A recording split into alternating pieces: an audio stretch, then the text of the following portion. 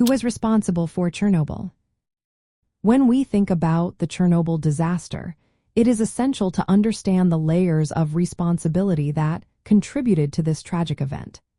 The disaster struck on April 26, 1986, at the Chernobyl Nuclear Power Plant, located near Pripyat in the Ukrainian Soviet Socialist Republic. The explosion occurred in reactor number 4, and it was a significant moment in European history, particularly in the context of the Soviet Union's rise and fall. The first factor to consider is the reactor design itself. The RBMK reactor, used at Chernobyl, had serious safety flaws. It was unstable under certain conditions and could lead to runaway reactions. These design issues were known to Soviet officials after the accident, indicating that the reactor type was inherently dangerous. Next, we must look at the actions of the plant operators on that fateful night. They were conducting a safety test but did so under conditions that violated established protocols.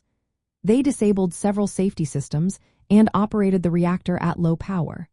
This led to an uncontrollable power surge.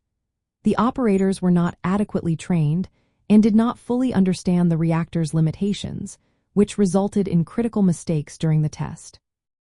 Another layer of responsibility lies with the Soviet government's systemic failures. The regime's culture of secrecy and bureaucratic inefficiency made the situation worse.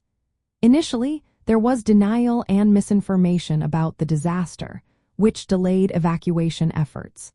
This left many people exposed to harmful radiation.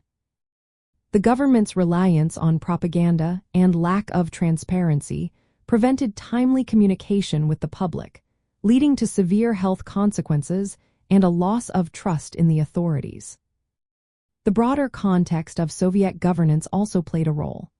The disaster highlighted weaknesses in the Soviet system, such as a lack of safety culture and poor regulatory oversight.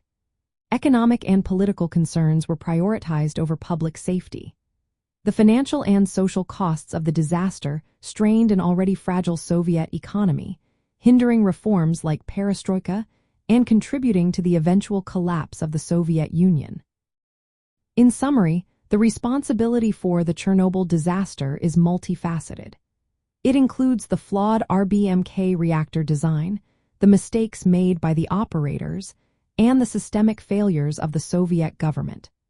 This disaster was a product of the political and technological environment of the Soviet Union, reflecting broader issues within its governance and industrial systems.